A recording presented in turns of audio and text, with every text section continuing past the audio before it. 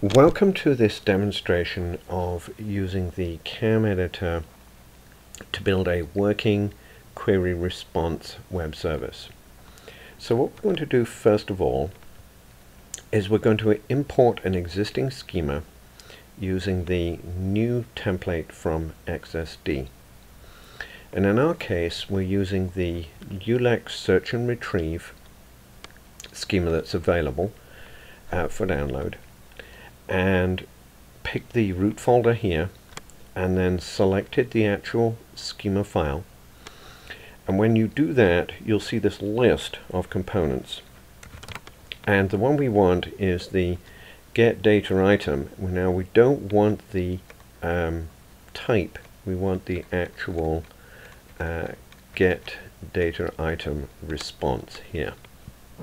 Now you can see there's also a matching request, and you can apply the same techniques to that. It's much simpler. You just specify the data item that you want, and so we're going to show you how to build the response. And so once you select this, you can click OK, and now we're ingesting the schema into the CAM template. We're prompted to save that. It already exists, so we're just going to overwrite it. And now if you want to see what's happened, you can examine the console log and you can see all the details about the schema components and the namespaces and everything that have been imported. So the other thing to notice is that if we expand this entire structure now, you'll see it's relatively clean. And this is because we have already modified the structured.xsd file as part of NIEM to subset out and remove all the metadata attributes by simply commenting them out. So by doing that, when the import works, we only have the relevant elements. Okay, so that completes importing this section. Okay, now we've ingested the structure here from the schema, we can begin to examine exactly what we've got. And you'll notice a lot of things denoted with a question mark, which means they're optional, and an asterisk, which means that they're repeatable. So if we look down at the bottom here, we can see all of these here with attachments, linkages, rendering. So for our purposes, we really don't need these, so we can right click these and just exclude the tree and continue to do that for all the elements that we know we're not going to use. So we're simply saying these pieces of the structure we don't need, they're not part of how we're going to use it. This data submitter metadata. So you can see here, you can very quickly prune down the structure to include only the things you want. And then the next step is to think about the actual cardinality in schema parlance. So this structured payload, we're not really going to make that repeatable. We're only going to include one of those, so we can simply delete that rule. And since we know we're always going to have one, we can remove the rule that says it's optional as well. So now what we've done is we've tailored this down to a structure that will always have a structured payload in it, and all these items that are optional, we've marked those to be excluded. So we can save this, and now notice that even though we've made these changes, they will still be compatible with the original schema, because we haven't changed anything about the actual structure itself. And then we can compress this by simply exporting it with the compress template feature. And so we'll rename this service, because this is the service we're creating. Put it in our LEXS folder. Now it'll ask us if we want to re-import that. We say yes, and then we can simply save that back again. So now we'll notice that when we look at this, we only have the components in here that we want. And you can notice that this has a XSD any data type to it. It means that any XML can occur here. So in the next segment, we're going to show you how to specifically put dictionary components from the LEXS or NIEM dictionary in here to actually fill out what this structure should look like. So in this next step, we're going to continue working with the actual structure. And you can see here that we've gone through and removed pretty much everything that was optional. Now you have to be a little bit careful though, because notice this item is optional, but we've left it in. Because if we removed it, then the response metadata would be empty. And of course, an empty element isn't allowed by the schema. So rather than having this optional, we're going to make it required by deleting the optional rule. And you can see the allowed values are success or warning. So what we want to do here is remove the percentage signs and just leave the fixed value in here of success. So what I will do is that will fix that value into the structure so that the XML generator will always use that value. And of course you can go ahead and do that for other values in here. So we can say this is empty and so on. So you can fix values in where you know you're not going to do something. Here we're going to make this version 1.0. and so on. Now you'll notice this date timestamp will actually be replaced by the current date timestamp by the XML generator. So now we're going to focus in on the actual structured payload itself and the payload content. So let's just save what we have. And the next step is we want to use a dictionary.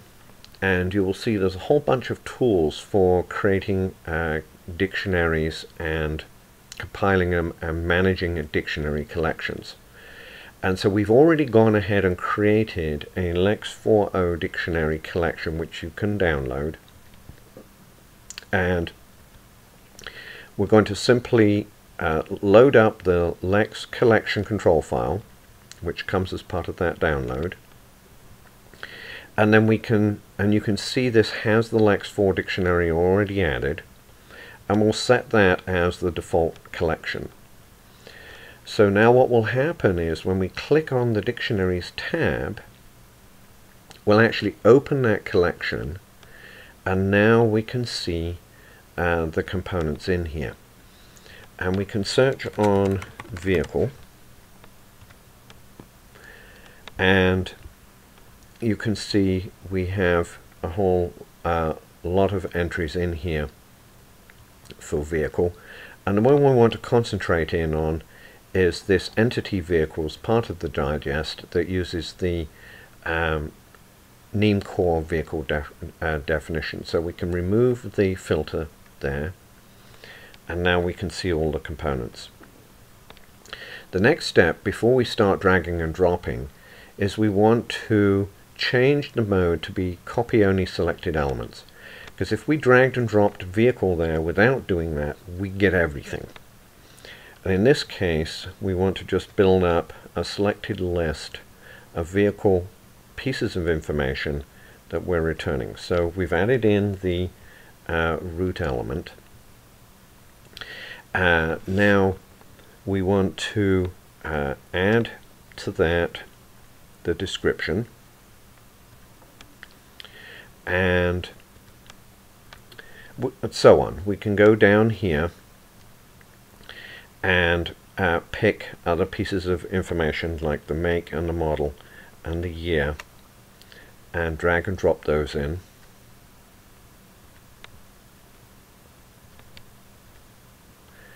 And then we can go down and pick some more information as we need to, such as the vehicle identification.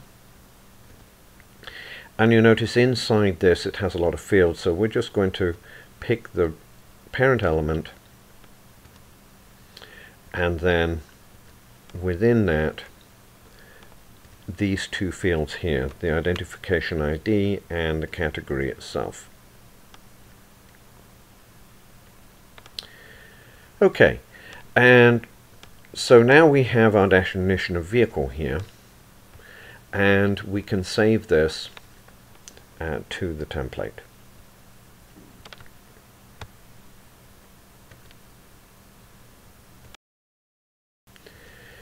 So now we've skipped ahead a little bit here, and you can see we've gone ahead and completed the structure, added in effective date and expiration date and so on.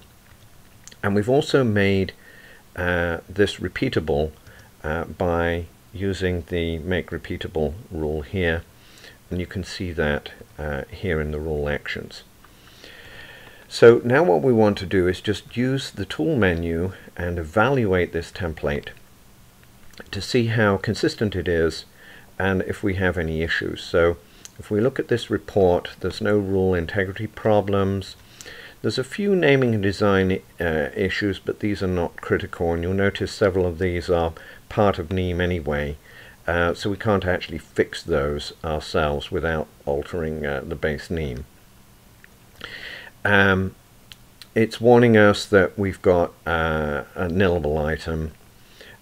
We could actually go ahead and remove that because it is an optional item. We have some code values here that we haven't defined code value list for. Again, that may not be critical. And we've gone ahead and punched in fixed values for things like the version numbers and so on so it's just warning us about those. And then if you have entered any new things, it does allow you to do a spell check as well. So assuming that we're happy with the schema that we've designed, we can now go ahead and export that. So we go to the File menu, Export Template as XSD Schema, pick the NIEM 2.1 mode, also generate our JAXB binding if we're planning to do any Java processing, post-processing of the information, so we have that available, and simply click OK. And so the new schema and the bindings have been written. If we examine the console log, we can see the details of those components that have been built for us. And if we go to our base folder, we can see we have a new schema folder with the subset of the NIEM components in it, and the actual Exchange schema itself with the various namespace schema imports as well, all pre-built. And if we open that in a schema tool, we'll be able to see what that structure looks like. And if we want to do that ourselves here, then CAM has this very handy ability to show mind map models using the free mind mapping tool, which you configure through Windows Preferences and simply download and install that, or one of the other mind mapping tools that's compatible. Put the runtime engine in here, and then you can show the template as a mind map, and this will actually show you visually the structure that you've built and the payload content, the vehicle identification details, and so on. So you can just double check that you have all that correct. So now we're happy that we've got the structure how we want it. We can go on to the next step, which is actually mapping to the SQL database. In this segment, we're showing you the database browser and mapping from your SQL table to the actual response search results. So if we click on the database browser tab here, and we click on the connect to database, it will bring up our MySQL database connection in our case, and we simply put in our password, and now we can see the actual table structure and navigate this, and we can see here we have the vehicle master table, and now we can simply drag and drop. So here we have vehicle description, we can drop that onto description, click OK, category, click OK, and so on. And you can see we've already put in the database mappings here for all the various components. You see these little database symbols here to indicate that. And so now we're ready to actually go to the next step, which is running the Open Data tool, which will go and get the data from the database and generate the XML. So if we run this, again we have the connection database dialog, and we click OK here. It's run, it's generated.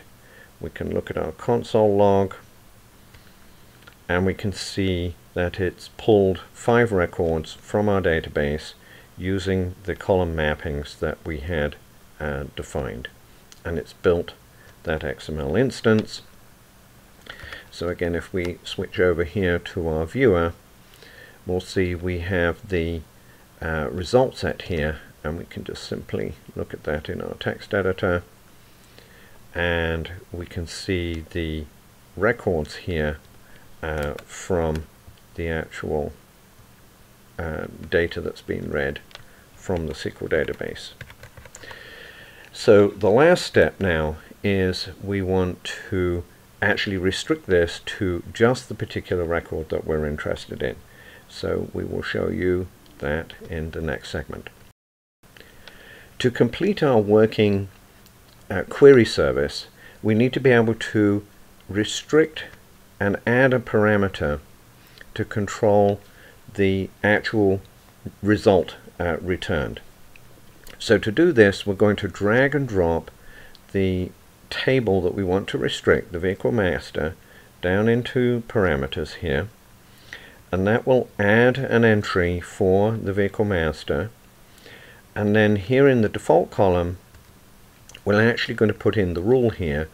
So we want the vehicle underscore license ID to equal the license ID value that we're going to pass in as a result of the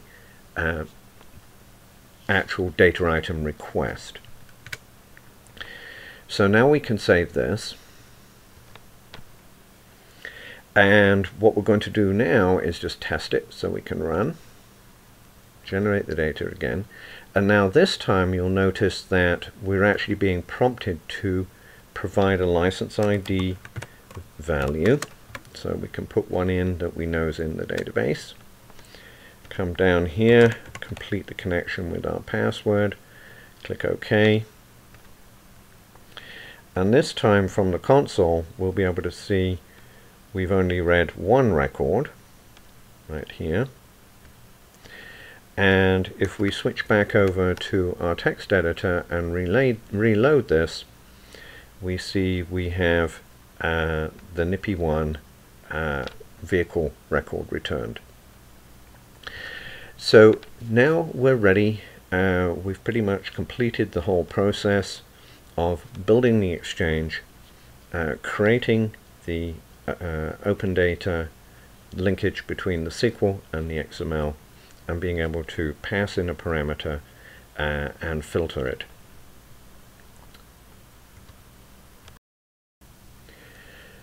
So now you have your working Exchange here with your database mappings.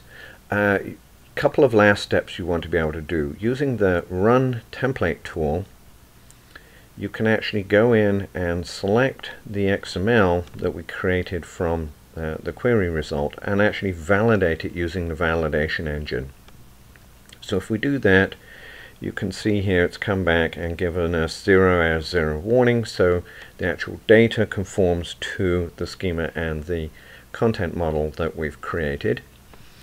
And so now we can create the components that we need for the IEPD package if we're creating a NIEM IEPD. So one of the things here that we can generate automatically is the tabular documentation. And so this is a HTML report of every item that you're using in your structure, and the particular values and the actual DB mappings that are associated with each element. So this provides a very nice written documentation package that you can include in the IEPD, along with your sample XML, your schema, your mind map model, and if you want to do more, you can actually export the template as a mind map or a UML model as well, and include that into your documentation. So that should allow you to fully complete everything that you need to deploy this into your middleware using the validation engine, the SQL query engine, the OpenXDX, and your schema, your JAXB bindings, your documentation, and your examples. So that concludes this quick tutorial on building a working XML Exchange and web service. Thank you.